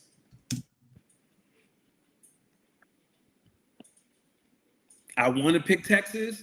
Like, Sark has done better in big games while at Texas. Texas is important. But, man, open up the season on the road against the defending national champion. Listen. That's a big ask. If you know me, you know that outside of my Hokies, I have a few bandwagons that I'm a part of. Let me call them out. Roll Tide! Of course, I'm a rep for my Crimson Tide. My Crimson Tide. I mean, Crimson Tide? That's crazy. Crimson You Tide. a milkman? That's I like chocolate. Shout out to the Crimson Tide. What was the bandwagon? Oh, shout out to my Horned Frogs. I'm still with y'all from a few years ago. I'm still with y'all. Shout out to my Houston Cougars. Y'all was my team in college football. Built Why that. Don't you just move to Texas? Nah, hold on now. Listen, I rep Clemson. I ain't afraid. Okay. Clemson had some track honeys back in the day that, you know what I mean, they was good. Yeah, I mean, they was, I mean, and my other one, hey, but you think Arch gonna do this game 1 on this particular Saturday? Hook 'em horns. Dog, if Arch walk into the shoe, give me Texas and beat the defending national champ. Give me Texas. Hey, dog, I'll see y'all at the draft. I've done enough. I want to shout out these 2 universities because these 2 universities, they are one of the few that ain't afraid to play another very good Power 4 conference. Yeah. Out of conference. Alabama, Florida State. Alabama going to Tallahassee. Alabama, they still not afraid. They don't care who you are. They will play good teams in all conferences. And so when y'all say, oh, why they still get a chance to make the playoffs? This be why. Nick Saban figured that one out easy. Hey, if I'm going to lose to really good teams or teams in really good conferences. So that way it justifies us losing or bigs us up when we win. I love that logic, but that means they got to play a good team. Florida State is not good. Give me Alabama, and I'm turning that game off in the middle of the second quarter. I'm taking Alabama too, but this won't be 55-7. This is going to be one of them 35-17 games. Y'all watch out. Okay. Watch out. Again, more teams who are playing real games to start the season. Like, no matter who wins and loses this game, as long as the game is competitive, both of these teams will be in college football playoff contention at the end of the year. Yep. Number 9, LSU versus number 4, Clemson. The battle to see who the real Death Valley is. I'm going to use something you said about 10 minutes ago. It just means more. Give me LSU. Now, Brian Kelly historically does not start out well. Oh, yeah. You know what? You right. Scratch that. I forgot all about Brian Kelly. Clemson. Dabo is a great coach at the beginning of the year. What did Dabo say about name, image, and likeness? He don't like it. Nah, but he said something about Jesus. Of course he did. I just know he don't like it. Listen. Dabo, They ain't gonna come in and walk into this Death Valley and win. Give me Clemson, but on a heartbreaker. Okay. LSU is going to be winning majority of this game, and Clemson's going to walk them down. Oh, that'd be even more embarrassing. Here's another interesting one: Big 12 versus Big 10. UCLA versus Utah. I really want to 12 after dark. I really want to pick UCLA, but I'm going to take Utah. Utah is like, who do we say? Like Boise State, it's always competitive. I'm going with UCLA. Give me the Big 10. Give me a Jordan school. I like what we're doing here. All right. I like you. I like what you're doing here. 8:30 since we're there. UVA, Coastal Carolina. Talk to me. Coastal Carolina. I just wanted to put UVA in there. I feel like Coastal Carolina is going to win that game. I didn't want to put that game on here because I was like, I'm not sure why UVA would sign themselves up for that one, but yeah, no. Give me Coastal Carolina. I think UVA. At some point, y'all should just stop funding your football program, but I get it. Stanford of the East. Yeah. Listen, here's one. I'm not gonna lie to you. I'm gonna stand by my alma mater, but if we're able to pull this one out, we might be. If you pull this off in the Mercedes-Benz Dome, the Aflac Chick-fil-A kickoff. Yes, sir. That's my favorite. Virginia Tech versus number 13 South Carolina. Baby Beamer versus former Beamer's team. Who you got, my brother? If the quarterback from South Carolina is going to be contender for the number 1 overall pick, he should be able to beat Virginia Tech. Give me South Carolina. Don't blame me at all. Another top 10 matchup that I kind of forgot about this one, but glad we have it. Notre Dame traveling down to Miami, opening the season versus Miami. Who you got? Well, we know how Notre Dame does early in the season. They get to lose, and then they get into the playoff. But I don't think they lose to Miami. Give me Notre Dame, and then this is how Notre Dame's going to do. They'll beat Miami, they'll beat A&M, and then they'll lose to Purdue because that's what they do. Or they'll lose to Boise 2 weeks after that. Listen, I think I know they made it to the Natty, and they just ended up playing a really, really, really good Ohio State team. But I still think Marcus Freeman is a really good coach. I really do think this Notre Dame team might be able to be competitive. I'm going to take Notre Dame to go on the road and get a big win. I think these guys know that in order to have a chance to get back to the college football playoff, they got to win games like this, no matter if it's early in the season or late in the season. I think they're ready to play. I like Notre Dame. See, I'm Stanley. I'm in the same thought as you. Like at the beginning of the year, Notre Dame gets that's why my theory why the college football playoff got extended is because they can add Notre Dame every single year, because every year Notre Dame pisses the bed early in the season and they're usually out, but now they can get in. Yeah, but we say that happened last year and they went on with their national championship. That's what I'm saying. That is tinfoil hat for me. One of the biggest reasons the college football playoff got extended is because you can now. I'm not anti that one. No, Notre Dame can't get top seed because they don't play in the conference championship, but they can get an at-large bid. You can always get an at-large bid. All right. Here's one. Labor Day. Yes, sir. TCU Horned Frogs traveling to UNC Chapel Hill in the debut of Bill Belichick coaching at North Carolina. You think Sonny Dykes and them boys walk in to UNC and beat them? Nothing would be funnier, but Bill Belichick is now losing his debut wearing the Carolina Blues. Can't see it. Can't see it. UNC is going to be a really, really good coach team. UNC is going to be one of those teams where they're going to be losing games barely. I think UNC is going to be a really good coach team that just doesn't have the talent. But I do think they're going to win this game. Give me UNC. Yeah. NBA schedules was released. We get a little basketball talk. Any thoughts on the Lakers schedule? I mean, not the Lakers schedule, Mavs schedule. It's really easy in the beginning, and it gets extremely difficult towards the end of the year. So, like, their first 20 games are against teams that either made the play-in or didn't make the playoffs last year. So they got to get off to a hot start because at the end of the year, it's a lot of road games. Like, I think one part of the schedule, they play the Lakers, the Clippers, take a back-to-back, a night off, and then they go to Denver. Like, it's stuff like that.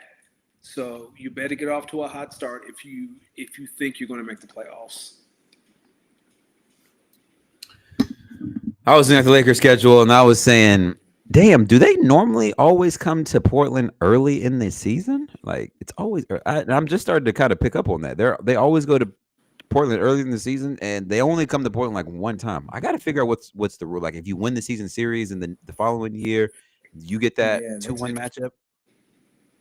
It's funny because the Mavericks used to always play the Wizards like early January because like I would try to go because it'd be like New Year's Eve, New Year's Day. But like this year they played the Wizards in October. Like both games are at the beginning of the year. Like both Wizards games are in that first 20 game slot.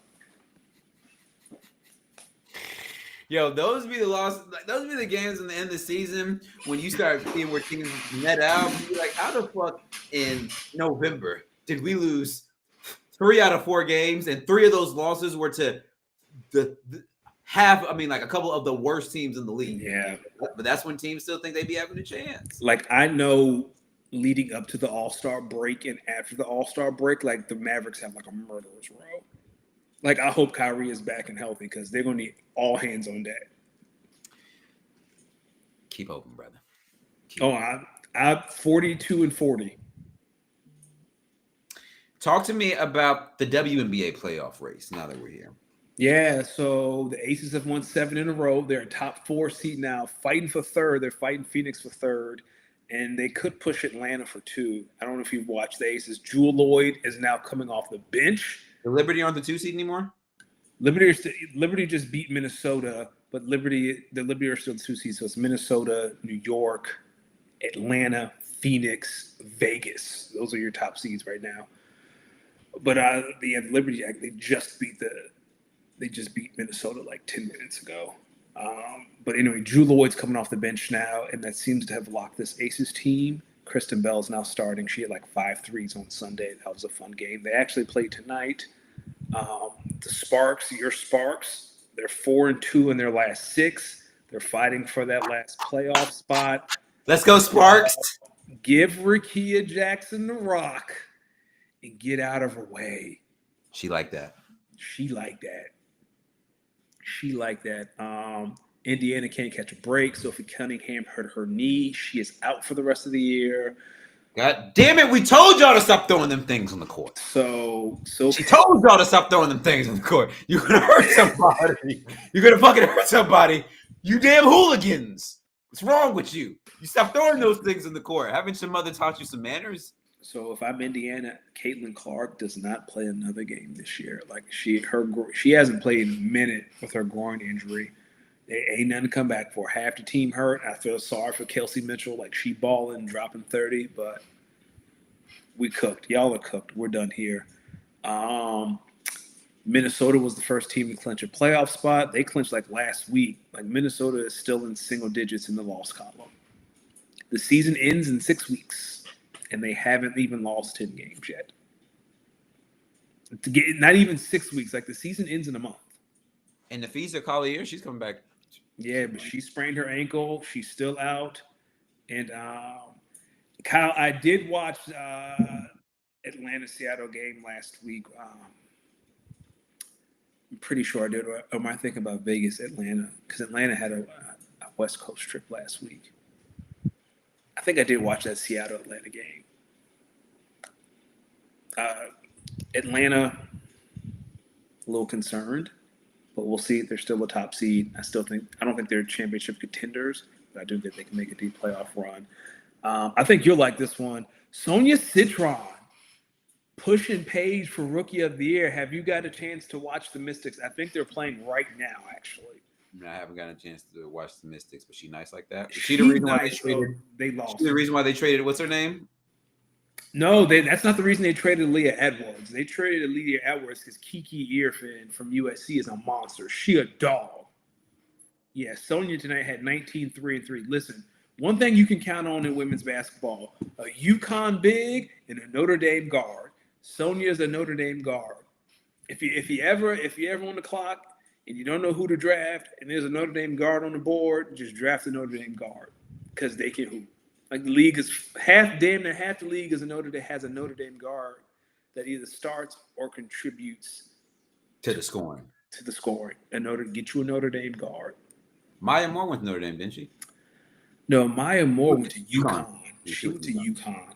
But I know like you got Kayla McBride, Sonia, Skylar, Jackie Young. I was thinking of Skylar. That's what I was thinking. Yeah, Skylar, Enrique. She went to Notre Dame. Get you a Notre Dame guard. That's kind of it for now. Like you said, the playoff race is heating up. Last 4 or 5 weeks of the season for the playoff start. Have you heard anything about those darn contraptions being thrown on the court anymore? Haven't seen any. Seen any.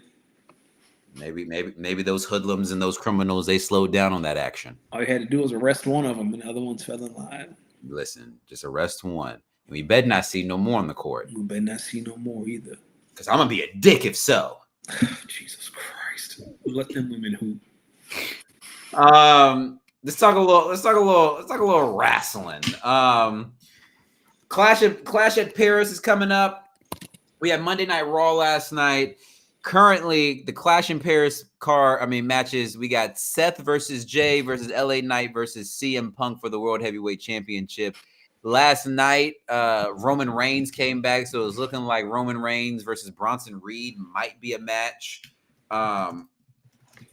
John Cena versus Logan Paul. I'm still trying to figure out how we got there because they just tag teamed not too long ago. And now we got to figure out what happens now that Naomi had to vacate the title and what happens with Stephanie Vakir, who was technically the number one contender. Last night, Naomi on Raw announced that that we need to proceed with caution because there is a baby on board. Her and Big Jim announcing their pregnancy. I texted you almost immediately after I found out. Yes. I was like, damn, I know she kind of sick. She finally get the belt and she got it. And she got, because they've been trying, right? I'm pretty sure she's like, she said earlier this year, they've been trying. She really wanted to be a mother. Isn't that how it worked though, right? You don't need it. Hey man, good for them. The bloodline, this the biggest family tree I've ever seen in my life. Jesus, how many kids can this family have? A lot. A whole lot. And more on the way. But for Stephanie, we know what they're gonna do now, right? It's gonna have to be a tournament. But she gets to keep her number one contendership. I hope she does, but she probably won't. They're not going to take that away, and they kind of acknowledged that yesterday that she was still the number one contender. So they're going to find. I don't know if you pull the trigger on Stephanie yet. Get that belt to Bianca or Jade. You're saying they probably didn't have her winning that belt at that pay-per-view. Yeah, give her a championship match, show that she can contend for a title, but she wasn't going to win it. Put the belt on Bianca or Jade and let's get this party cracking. It'll be WrestleMania before you know it. Yeah, because what's 9 months from August? That's she's 7 weeks, so that means she got pregnant in July, which means the baby. How do you know she's 7 weeks? I read on the internet she's 7 weeks from one of the dirt sheets. So she's 7 weeks. So July, that means she was wrestling pregnant. She was. She didn't know. Because SummerSlam was, 3 weeks ago? Mm-hmm. Yeah, she probably didn't know. Which is crazy because that was an insane match. That baby already ready for wrestling. But if a July conception is like a May birth, so that's going to pass SummerSlam. That's a May birth? Yeah, I think July. When someone gets pregnant, the baby is going to be born the season that preceded conception. So if you conceive in the summer, you will have a spring baby. If you conceive in the winter, you will have a fall baby. If you conceive in the spring, you will have a winter baby. So this baby was conceived in the summer, so it should be a spring baby. Yeah, it was conceived mid-late summer, so you're probably going to have an early mid-spring. Probably. So she'll miss WrestleMania and come back for SummerSlam. Potentially, but I mean, after the baby, she's going to get maternity leave. Like, I wouldn't expect Naomi back until, if she ever comes back, if she's in her mid to late 30s. I mean, Alexa Bliss was out for 2 years. Alexa Bliss had a kid? Yeah, that's Alexa Bliss has been out for a while because she had a kid.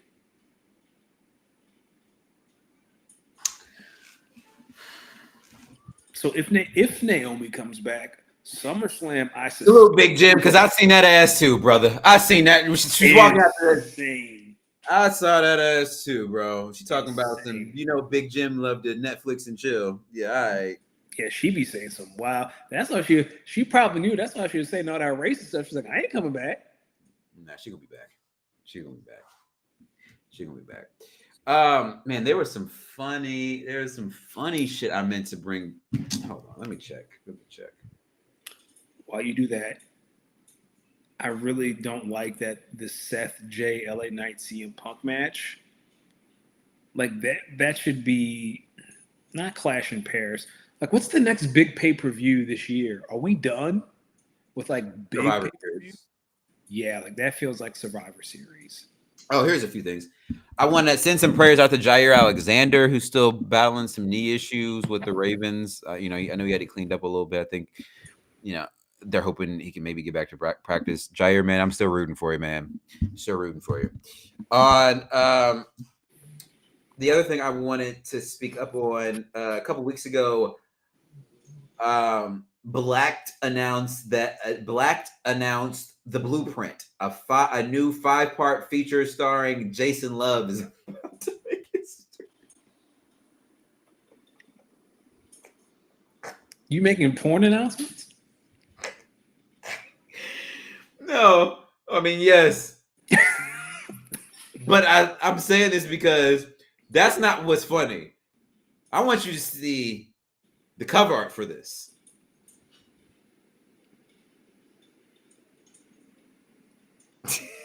For porn.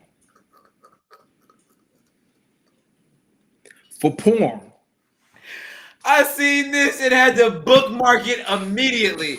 I said Jay didn't sign off on this. If you, and this isn't to you directly, this is to the collective you. If you have your calendars marked for a porn movie, get some help. Please open your Bible, call somebody, get some help. If you out here marking your calendar for porn videos. Like if you saying, oh, that new so-and-so porn stars video drops tomorrow, let me go get a good night's rest. Or you staying up like it's an album drop. Nah, dog. Seek help. That is insane. Brother, listen. It's a new 5-part documentary series. Also, Bam said, nah, that was out of pocket. That lets me know you knew about this as well. Got him. You a nasty motherfucker.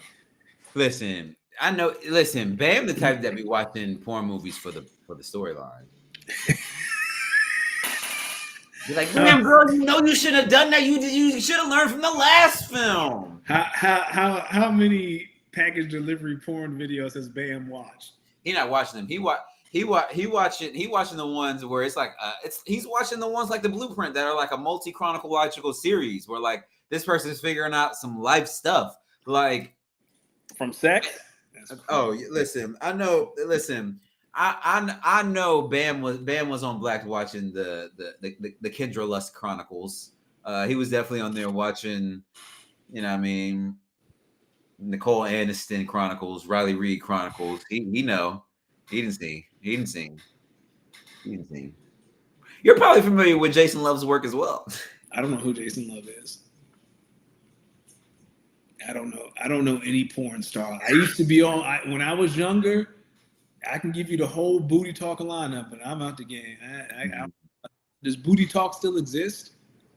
I don't know what Booty Talk is, but you definitely sound like you was watching them Johnny Sins and you was watching them Johnny Sins. I know who Cherokee is.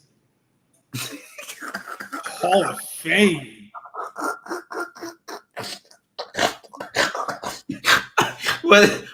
Why you? But say her full name though. Cherokee. I know who Cherokee is. Hall of Fame. No, but say her name though. Rafters. Cherokee. Say her full name, Cherokee Diaz. Oh, woo, Skip. Hey, I'm still trying to figure out what tribe she belonged to originally. Karen Steffens. Superhead. Listen, hey, and you read that book by Superhead too? I did not. I didn't care. I didn't care who. Bam said you be watching Sarah J. Y'all be just Sarah J gets you some hard times. Oh nah, ladies and gentlemen, whoa, hey, let them know where to find you for them traffic. For the Sarah, I bounced for. All right, come on, big. I believe that is true. If you've seen Bam, I believe that he bounced for Cherokee at strip club. Did you get to shake her hand? Which one? Did you wash it? You were her personal security. All right. See now the lie went too far. Now the lie. He probably thought he was in one of them videos. Man, that one. He probably didn't even see Cherokee Diaz. He probably saw Seminole D twerk.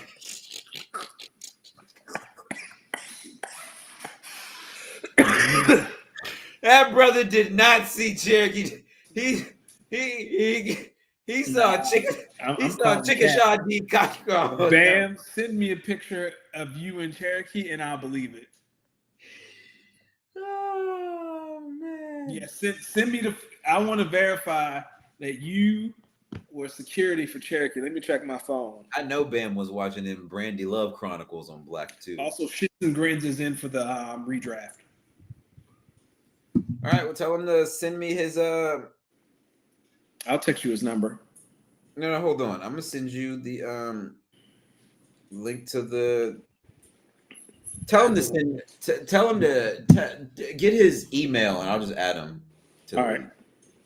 I know you got to pee. I'm talking to my dog right now. Listen, let the good people know where to find you, man. Find me at Dan Ocean 41. Shout out Cherokee, Hall of Famer, Bam, waiting on the photo. I had no idea that you were her security. That is something you failed to tell me, and I'm a little upset, but whatever. Send the photo. Send the photo. Where can I listen, ladies and gentlemen? You can find me on the Bird app at LosDMix, LosDeemix. Find me on Instagram. Same name, LosDMix. SoundCloud, same name, LosDMix. Listen, I could be coming to a city near you to DJ. I'm in that mode right now. I'm in that mode. Sometimes I'll be listening back to like old mixes because I make so many new mixes all the time. I'm just trying shit. Sometimes I was back to old mixes and I'm like, man, I'm in a bag. Yo, someone randomly texted me last week and was like, yo, whichever I was listening, they was like, I was on your SoundCloud and I was listening to your mixes. Whatever that old mix you got on there was, when did you drop this? Because this shit is some heat. So I went back on there and I was like, oh shit, I completely forgot I even put this out. Has over 50 plays. See, you him. Well, we need some more. We need some more views, but we get there. Speak on the _pod, Bird at TikTok, Instagram. Follow us. Follow us. Pod14@gmail.com. Ask us your questions. We're here to help make life easier for you. Y'all make sure y'all speak on it. We'll be off next week, right? Yes, we're off next week. We're off next week, so enjoy college football. We'll see you guys, the week of NFL kickoff? Yeah, the week of NFL kickoff. We'll see you guys the week of NFL kickoff. We'll pick the games from the first week. And we back, baby. And then we back. Again, if you guys are interested in joining a 12-team tight end premium dynasty league, please reach out. Buy-in is only $50. First three people to holler at me, you get 3 decent teams. Last person to get in, you don't have to pay your entry fee because the team you're going to inherit, you're probably going to be mad at the rebuild you're going to have to build. If you want to join a redraft league, Let me know. It's getting refilled. Bam. Send me that photo. You still ain't sent it yet. Love you guys. We'll see you next time. Remember, you can be real, but there's always going to be a group of people protecting a motherfucker who's not even half as real as you. Stay real, stay fresh. Love you guys. Speak on it. Peace.